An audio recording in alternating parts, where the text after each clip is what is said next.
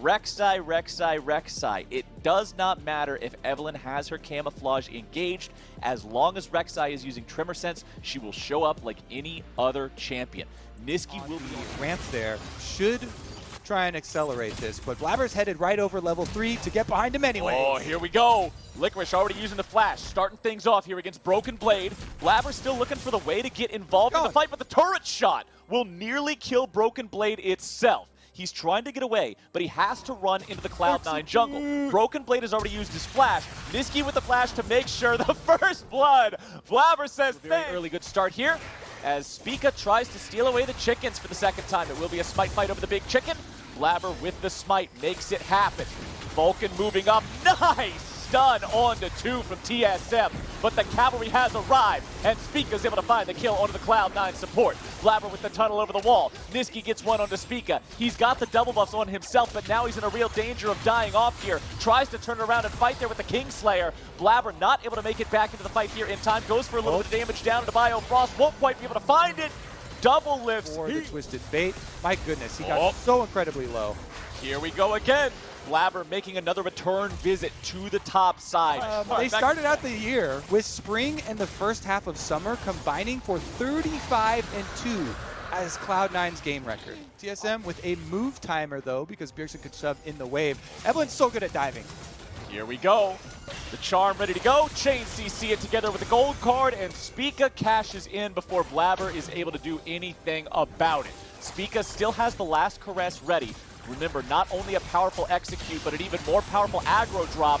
Blabber can't do a damn thing. Broken Blade takes the kill. Spica gets himself away with that ulti I was talking about, and TSM have themselves a 5-3 game and a 2,000 gold lead.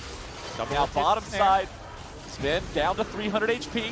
Vulcan trying to fight this one here a little bit, but Sven has to keep on running. Vulcan there on the front line, but Cloud9 losing out pretty significantly. Rek'Sai's above ground, so didn't see him. Looks like we might have got one Tremor Sense there. Blabber still trying to hang around. We'll be able to secure it, but now with the damage coming out, it's jungler for jungler being traded away. The reinforcements have arrived here for both sides. Flash over the wall. Niski continuing to chase after Biofrost. He has the stolen last caress. Give him a kiss on the cheek. See you later, buddy. Niski takes that kill, gets himself up to 3-1-1 here on the Sylas. Now joining Licorice here in the top lane, going after Broken Blade. Haymaker comes out, looking to find a little bit of damage as well as the shield. Bjergsen still plenty healthy enough to try to provide covering fire for Broken Blade to continue his retreat. That was a much needed like this one. Blabber and Vulcan ready to go for it. However, the Drake is going to be secured as Blabber. While TSM did commit Broken Blade's teleport, so that was a cooldown win. I don't think it's going to matter too much here. Licorice is in some serious trouble. Spica with the follow-up. She's there, plenty of time to spare. They cash in all the turret plates, plus the tower bonus for themselves. That is first tower. There has been so much of a mess around the top lane.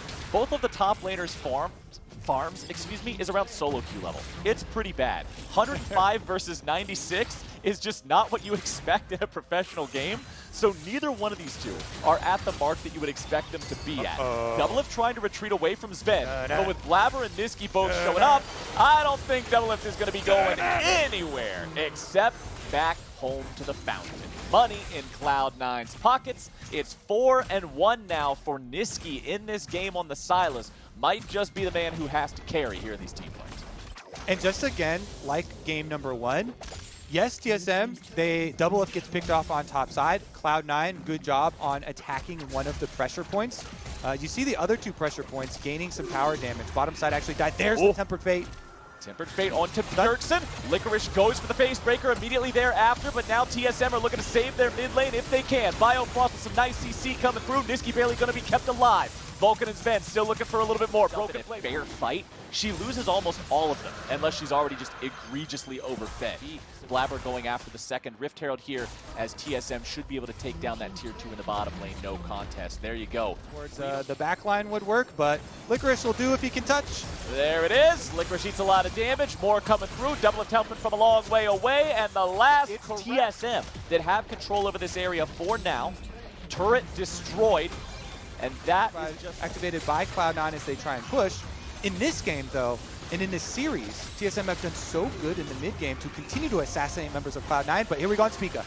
Niski looking for the play. A pick onto Spica is exactly what they would need to have a fight they can win. Spica getting himself away, but Blabber's able to pursue him using the ulti, chasing him down, grabbing the kill. TSM now going to lose their top laner as well. Broken Blade is off the map. Double it under pressure. Double kill over to Sven. Mid lane turret also erased. Shelly still alive. What a change of pace here in game number 3. All it takes, one time being caught out, one time where he just absolutely annihilates him. Then with the Rakan trying to get the follow-up down, and then Blabber with the mark on him can finish it off. Really well coordinated by Cloud9 and a power move in the mid game to throw this one right back in TSM's face. Baron buff will mean they march on the inhibs. Yeah, now the important thing to notice, during the replay, TSM was able to take their 3rd Drake of the game. That means they are one single Drake away from the Ocean Soul. Very, very important to keep track of that moving forward. Cloud9 has to make sure they don't fumble a minute before a dragon is about to spawn. Give TSM. The pick potential is real here for TSM, but C9 also have a lot of ability to punish if TSM thinks some sort of trouble out of that brush. Bard ulti's not going to find anyone there, so that big engage mechanism is down on the side of Cloud9. Spica hanging out over the wall. Yes, he's on top of a ward. No, it doesn't matter. His name is Evelyn. Redemption called down, keeping Cloud9 nice and healthy. Blabber looking for a little bit of something here. Biofrost getting himself back away. Niski going golden. TSM on the retreat. Bottom lane tier 2 turret. This is sold. Going for it. TSM get it. The teleport's coming in. Licorice and Vulcan looking for the chance to go in. There they go. Licorice in the middle, using the haymaker, keeping himself alive. Spica looking to get away, but the damage comes through, and Niski will use the last caress onto Spica. A stolen ult to take him down, as Niski is now in the front line here yet again, trying to kite away, but Bjergsen deals him a losing hand. Licorice tries to fall back now as well, but TSM have a 4v3 and a path to the Ocean Drake. TSM, what kiting there? Bjergsen stunned. Oh, Bjergsen is going right back into the fight. He is not done yet. Vulcan barely getting himself out. Sven, the only damage dealer here left alive. TSM making it happen. Over the back of the wall. No way. Biofrost is on guard. No way. Making sure nothing. TSM staying in this game. They got themselves that Ocean Soul. Cloud9 staying on the Drake. Spica knows he could possibly steal this one away. Cloud9, do you want to try to burn it? Do you go for the 50-50? Flash ult? Is that the most winning play here? Broken Blade goes for the calling. Spica over the wall. Baron goes over to Cloud9, but now what about the fight? Damage coming through, and Double grabs the kill onto Vulcan. Licorice stuck in the pit. No way out. Has to die as well. Double kill over to Double Lift. As Niski's stuck on the other end of the wall, uses the last caress, getting himself away. Teleports, backs I should say, coming through from Cloud9 as Niski tries to escape. He's in a 1 versus 2. He goes for some of the damage here onto Spica. Needs a little bit more, tries to buy time with the Zhonyas, but time is not. Blabber gets his spell shield proc though, so it's going to be more difficult for him to find that engage. Sven going forward with the arcane shift. Fight might break all the way out here. Blabber trying to get away from the culling, has to take the tunnel over the wall.